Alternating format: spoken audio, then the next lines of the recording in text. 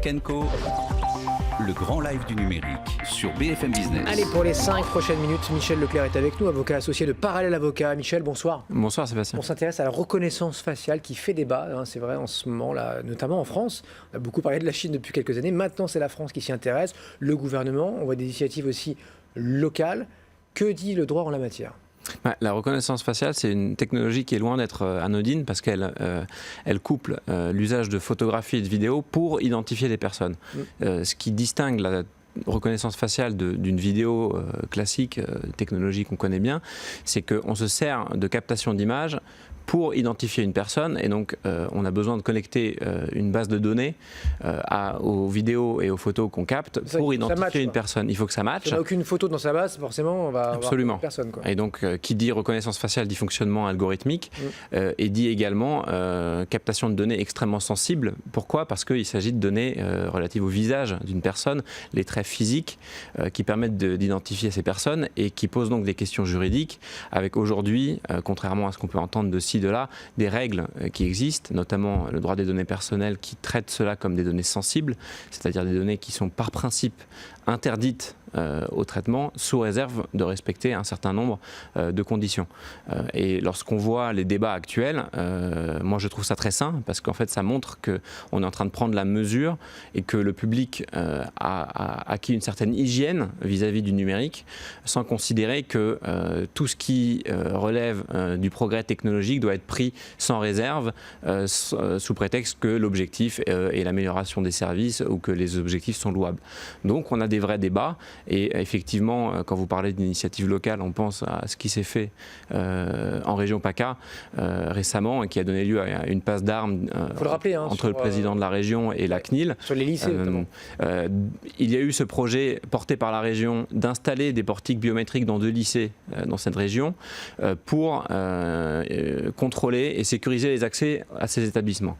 Ce qui s'est passé, cela ne s'est pas fait d'une manière sauvage, c'est que la région a déposé une étude d'impact auprès de la CNIL pour identifier les objectifs et les précautions qui seraient prises avec ces dispositifs.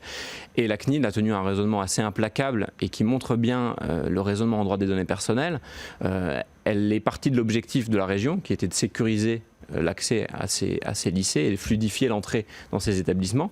Elle a regardé le dispositif proposé, donc des portiques qui scannent les visages des entrants pour voir s'ils sont des personnes autorisées pour entrer. Et elle a conclu qu'en réalité, pour atteindre cet objectif de sécurisation et de fluidification des entrées, on aurait très bien pu faire tout simplement un système avec des gardiens, personnes physiques, ou alors avec des badges, mais sans captation du visage de ces personnes, qui sont moins attentatoires aux droits et libertés de ces personnes, et donc les dispositifs de portail biométrique ne sont pas proportionnés, ne sont pas acceptables. La CNIL a donc rendu un avis défavorable. Bon, les réponses là, et les prises de position des autorités sur cette thématique-là, est-ce qu'elles sont claires à vos yeux ? Les autorités ont pris la mesure du sujet, en tout cas la CNIL, qui est un petit peu l'autorité de référence en la matière, parce que, à mon sens, elles se sont bien rendues compte qu'on parle à la fois d'un sujet juridiquement technique, c'est un petit peu le raisonnement qui s'est tenu dans le sujet PACA, mais aussi des vrais sujets éthiques et sociétaux. Parce que quand on touche et qu'on traite des données biométriques, eh bien, parfois on les conserve et se pose la question de leur réutilisation, que ce soit par des entités privées ou publiques. Aujourd'hui, vous pouvez déverrouiller votre smartphone, certains, avec des données biométriques, ce qui montre que ce n'est pas seulement un sujet de rapport de l'individu à l'État, mais c'est aussi un sujet du rapport de l'individu aux entreprises privées auxquelles il confie des données. Et lorsque vous confiez des données comme des données biométriques, vous confiez des données extrêmement sensibles qui, si elles étaient perdues, compromises, corrompues et destinées à des usages qui n'étaient pas prévus initialement, pourraient donner lieu à des atteintes aux droits et libertés des personnes ou à des réutilisations à des fins commerciales non autorisées. Bon, dernier mot, là, est-ce que c'est un débat qui forcément est parti pour durer ?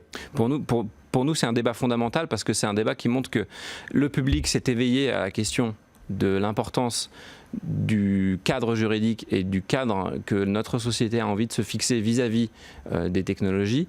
Le débat n'est pas seulement français, il est mondial. Vous avez des actions de groupe contre Facebook aux États-Unis à ce sujet.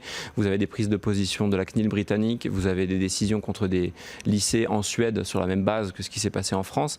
Et donc on a une prise de conscience qui montre que le public aujourd'hui se pose la question de l'usage qui est fait des données parce qu'il a compris la valeur de ces données personnelles et qu'il s'est rendu compte qu'en réalité, sans doute que la prime viendra à celui qui a compris que le droit des données personnelles, c'est un droit qui donne la prime aux plus vertueux. C'est-à-dire que c'est ceux qui soient des entités privées ou publiques, vont concevoir des systèmes qui protègent les droits et libertés des personnes privées, qui vont tirer leur épingle du jeu. Et donc le cadre juridique... On aimerait bien, mais on attend de voir. On attend de voir, mais il y aura sans doute, à notre sens, une prime à la conformité et à ceux qui respectent les règles du jeu. Bon, espérons que vous ayez raison. On vérifiera ça.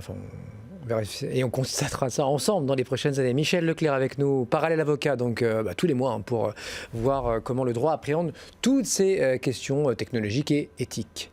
On est là jusqu'à 22h.